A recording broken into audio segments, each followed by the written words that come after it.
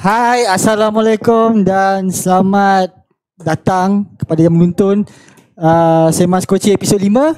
So hari ini saya menggantikan Puan Atirah yang sedang sibuk bermesyuarat. Jadi tetamu kita pada hari ini adalah Encik Raihan. Encik Raihan je saya.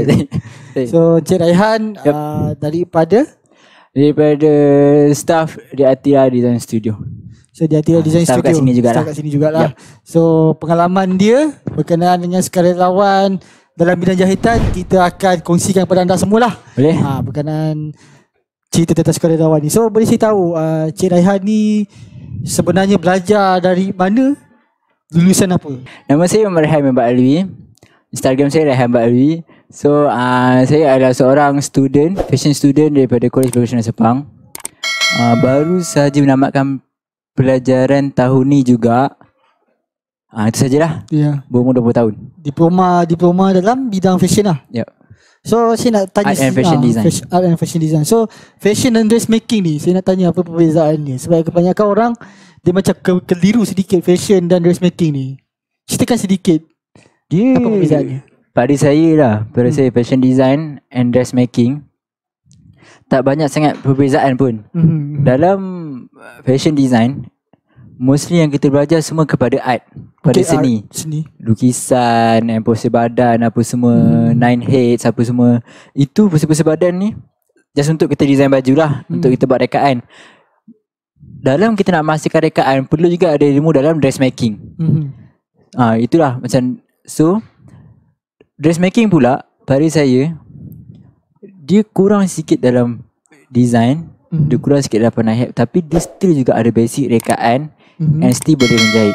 So pada saya dressmaking is the pakar on machine dalam penjahitan, and fashion design pakar dalam design. Tapi dua-dua sangat memerlukan lah. Dua-dua memerlukan each other lah. Memerlukan each other. And dalam fashion design ada dressmaking dan dressmaking ada fashion design. Tapi dalam fashion design punya dressmaking agak sikit, and dalam dressmaking ilmu fashion design tu sikit juga. Dia macam tu. Tapi dua-dua still sama juga, dalam fashion juga. So dan kita dua-dua kena belajar pun. Dua-dua kena belajar lah. Yep. So okay, kita kembali kepada dalam sesi sukarelawan lah, yang Encik Raihan yang pernah terlibat sebelum ni.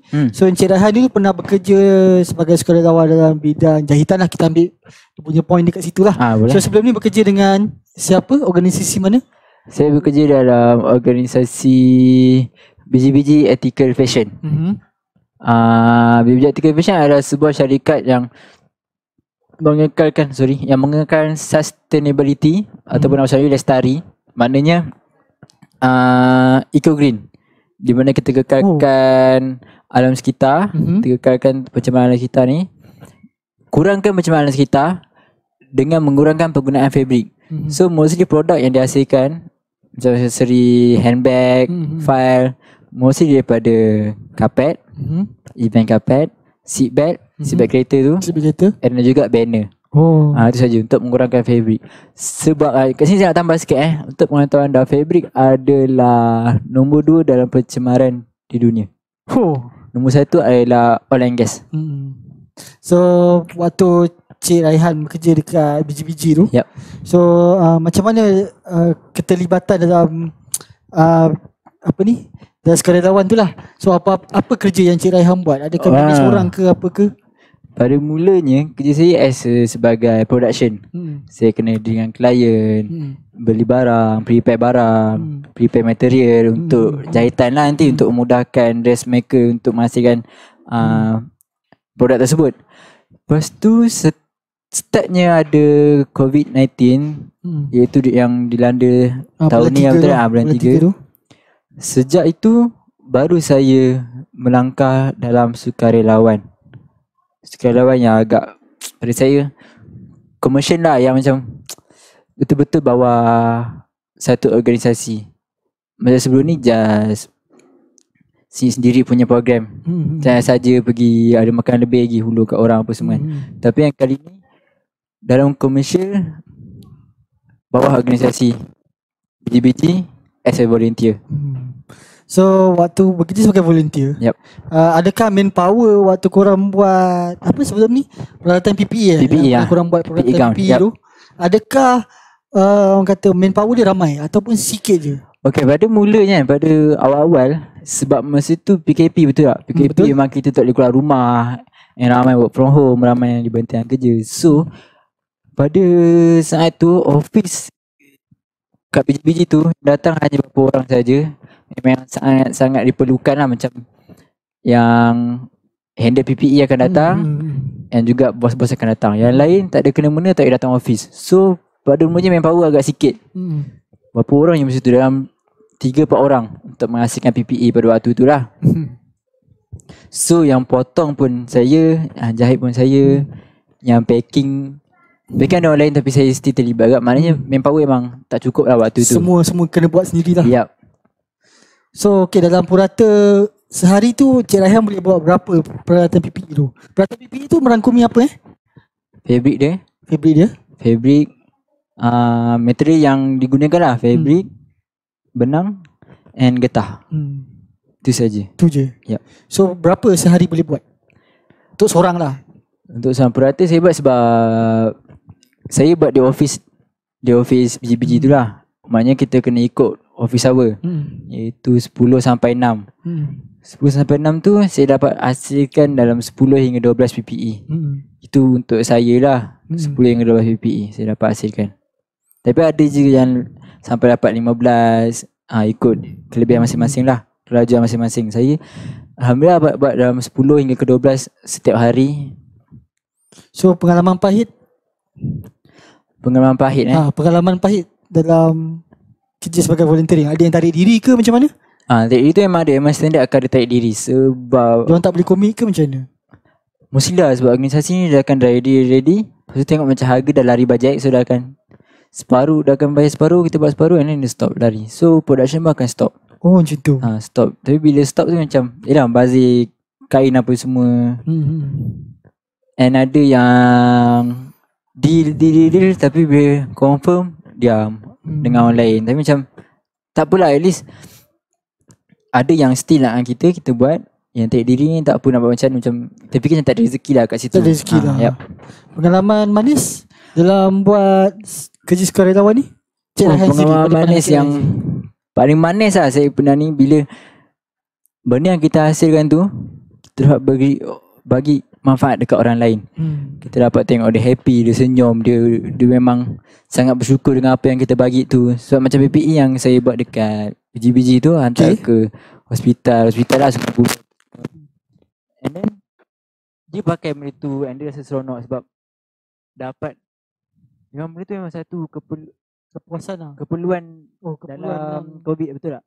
Kita kena ada suit tu sebab untuk ciri-ciri keselamatan nak hindar daripada COVID. So bila saya tengok diorang pakai, diorang happy, diorang puas hati, macam kita pun puas lah, kita dapat tolong orang kot. Memang setiap manusia bila kita dapat tolong orang memang ada satu perasaan, satu feel yang kata memang tak boleh nak cakap dengan word lah. Itu yang manis dia. So okay, sekarang ni saya pun nak tanya pendapat Cik Raihan sendiri. Boleh. Ramai orang yang macam ada mindset business mindset lah. Business mindset yang kata kalau aku pergi join benda-benda sini banyak kena keluar duit, material, tenaga lagi, masa lagi. Benda kat situ dah pada yang business mindset ni macam buang masa. Macam buang lah semua tu. Faham. Jadi Cik Raihan sendiri, pada pendapat Cik Raihan, adakah business mindset tu salah ataupun sebenarnya kena ada sedikit yang kata disumbangkan sedikit lah pada masyarakat tu? Pada saya lah, macam zaman sekarang memang duit, memang semua nak guna duit, betul tak? Kita anda semua nak guna duit, bayar yang % so memang tak boleh lari daripada duit lah. Memang mostly daripada kita yang sangat memerlukan duit, nak beli barang apa semua. Saya faham. Tapi pada saya, apa yang ada pada kita ni, eloknya kita share, kita nak bantu orang lain. Macam betul tadi, memang betul dia punya konsep apa, business mindset. Business mindset memang betul. Maknanya kita ada skill, maknanya skill yang kita belajar ni untuk dapatkan keuntungan, betul tak? Apa yang kita boleh buat untuk keuntungan kita. Tapi benda tu yang kita minta dibayar ni, seeloknya biarlah kita minta bayaran tu kepada orang yang mampu bayar. Yang mampu bayar lah. Yang orang yang perlukan kita. Tapi orang yang memerlukan ni, yang tak mampu, tak apa kot kita share. Tak salah. Daripada asyik nak minta duit je, betul tak? Betul. Sebab kita kena membantu each other lah. Sebab betul. itu yang membentuk komuniti dalam masyarakat. Sebab kadang-kadang mungkin orang tak sedar. Bila kita orang kata satu tangan yang mengulur, 10 tangan yang akan datang betul. untuk bantu kita bila waktu kita susah. Betul. So macam saya sendiri juga nak kongsikan. Sebab kadang-kadang saya ada tengok macam orang share bantuan apa semua tu. Mungkin kita, macam saya tak ada skill untuk buat dalam ilmu jahitan, saya pun zero. Tapi dengan daripada Facebook post tu pun kadang-kadang kita share tu pun itu dah cukup membantu sebenarnya. Betul. Maknanya apa yang ada kat diri kita ni bukan untuk gunaan kita sendiri, untuk gunaan orang lain. Kita share bantu orang yang memerlukan ni. Contoh, saya tak ada skill. Contohlah saya tak ada skill pasal tu nanti saya tak ada skill. Tapi saya ada harta yang banyak. Saya share duit. Saya tak ada duit, saya tak ada skill. Tapi saya ada tenaga. Saya share tenaga. Kan? Saya ada skill, saya share lah skill. So tak ada masalah kita bantu orang, kita share. Sebab macam kita tahu pun, orang yang memberi lebih baik daripada yang menerima. Betul tak? Kita tolong orang, Allah tolong kita. Macam tu sebab bagi saya lah, benda ni semua pinjaman. Tak guna pun nasi nak minta duit, minta bayar, minta apa. At least orang yang memerlukan yang kita tolong, bagi faedah kepada siapa?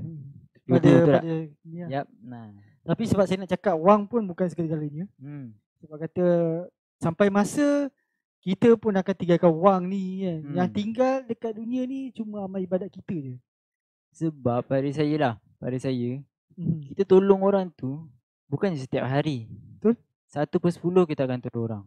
9/10 lagi tu skill yang kita ada, talent yang kita ada akan dibayar. Betul tak? Kita kerja, kita dibayar, betul tak? So dalam setiap hari tu, kadang sehari kita akan hulur bantuan. So benda tu tak selalu pun kita keluarkan, kita buat benda free. Sekali-sekala tak salah. So untuk sebagai penutup lah, saya rasa kita sendiri pun dah tahu sebenarnya kalau skill jahitan yang kita ada ni, yang mana kalau macam apa, kita nak tolong orang, just tolong je. Jangan berfikir-fikir. Sebab kadang-kadang peluang untuk kita tolong orang tu tak datang banyak kali. Ya, betul. Dia tak akan datang banyak kali. Kadang-kadang bila datang tu terus grab je, tanpa kalau kita banyak fikir lah. Sebab InsyaAllah jika kita banyak bantu orang, Allah akan banyak tolong kita. Tolong yang mana kita mampu lah, tak salah. Dan poket ada RM1, bagilah RM1. Itu semampu-mampu kita, just kita bagi apa yang kita mampu lah. Jangan kata kita nak tolong sampai orang kata apa, melebihi had kita tu lah. Sebab setengah orang macam saya kena tolong semua sampai dia orang kata apa, melebihi had dia lah. Fikir macam cakap, kau nak bantu orang lain, bantu diri sendiri, bantu family tu, baru fikir bantu orang lain. Maknanya fokus on kita, fokus on family, duit lebih baru bagi orang lain. Maknanya ikut kemampuan lah. Ikut kemampuan diri lah. So itu saja untuk hari ni. So kepada semua yang menonton hari ni, jangan lupa like, subscribe dan tekan butang notification dekat di Atira Magic Swimming Academy. Sebab kita akan ada banyak lagi konten yang menarik untuk anda semua, InsyaAllah, untuk anda tonton. Dan juga saya harap anda semua subscribe lah. Itu je saya nak pesan. So stay safe, take care, hand sanitizer. Jangan lupa pakai mask, hand sanitizer juga, jaga jarak, ikut SOP. Bye. Assalamualaikum.